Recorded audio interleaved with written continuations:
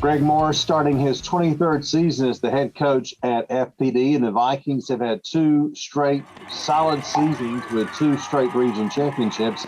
But a big change this year as FPD and the other Macon private schools will leave the GHSA and go to the GIAA, which is kind of an offshoot of the GISA. And Greg, you were in the GISA for many years. Talk a little bit for a quick moment about just moving out of the Georgia High School Association and the four schools from Macon going to the GIAA.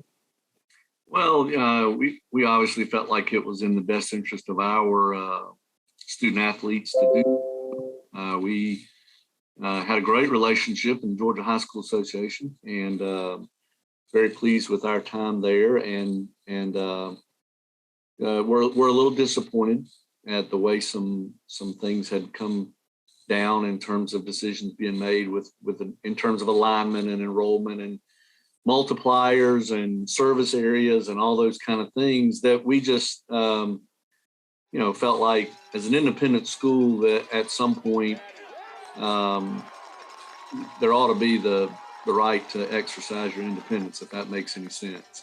And so we felt like it was in the best interest of our kids to not have what we felt like were rules that had been put in place that didn't need to be, honestly, in terms of service area and things like that. And we feared that it would affect eligibility issues for the kids that wanted to attend First Presbyterian Day School. And that's really what it came down to. And so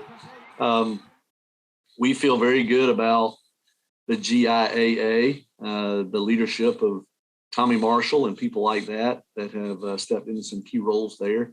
And we're excited to be in that league, and we feel like it'll be great for our kids. We feel like it'll be exciting in terms of hopefully keeping some relationships that we've established over the last 10 or 12 years, and maybe re-sparking some of those that we had before. And of course, the great Macon rivalries will still be in place with all four schools going back. Plus, you get John Millage. Thanks a lot, right, to be in there with John Millage and have to deal with JT Wall and that program.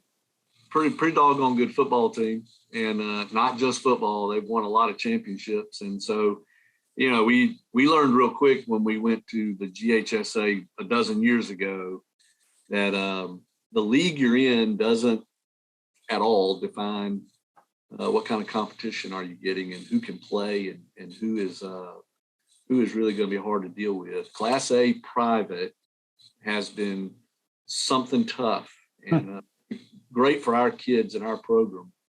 And the GIAA will be exactly the same, I promise. And John Millage and JT Wall are a big part of that. No question about that. Well, FPD will have quite a player leading the charge for 2022, and we'll talk about that player with Coach Moore in our next report.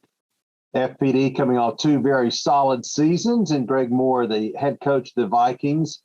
You got a great player with Jakari Williams, and you can look at your team. You told me that you got 3 stars back on offense, 3 on defense. That's probably a negative as far as, well, you got to find some people who could step up and be starters. But to have a player the caliber of Jakari Williams, what does that mean to you, Coach? Well, Jakari is he's something special, very hard worker, and very energetic, brings a lot of life to our program, very likable kid. And I'm really happy for him. He's getting a lot of attention, obviously. And, I don't know who decides how many stars you get and all that stuff, but he's got them, and he's got a lot of attention. And it's been fun for him and fun for our entire program, fun for the kids to see a lot of coaches around here in the hallways. But we're getting ready to start a new football season, and Jakari understands his role as a leader in that. All the stars and all that stuff are great. He's going to do fantastic, but he's also a leader on our team, and he knows what we're up against in terms of competition. It'll be hard, very tough, and I like this time of year every year because it's brand new, and we do have a lot of holes to fill. Man, we graduated a senior class that was responsible for an awful lot of production. Jakari was a big part of that. I'm glad he's returning. But we've got other kids coming back that have played big roles. And my favorite part is now it's time for some new kids to play a role. And they've been getting ready and waiting their turn. And it's almost like, when you let the cat out of the bag to see those kids play and get to do their thing. And I'm excited for them because they're excited and they're really working hard. You've got a lot of things to determine here, obviously, before the start of the season. But what do you think could be a strength with these players who are stepping up and getting ready to take on larger roles? Well, a couple of things. One, we have some kids with a little bit of speed, and that's great.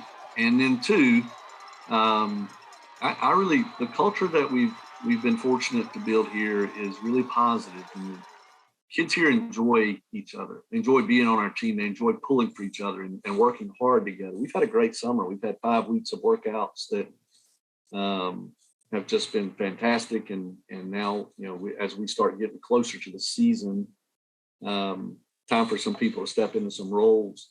So that's the biggest thing. I like our team culture, and I like that we have some speed.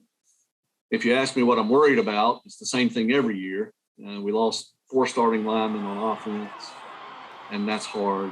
And we lost our defensive front, and so we lost arguably one of the best football players we've ever had here, kid in Coleman College who's going to Navy. So we've got a lot of big things to fill and take care of.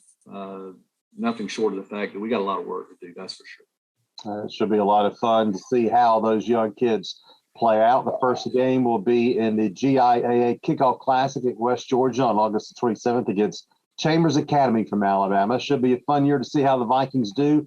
Coach Moore, thank you very much for being with us. Good luck to you this year.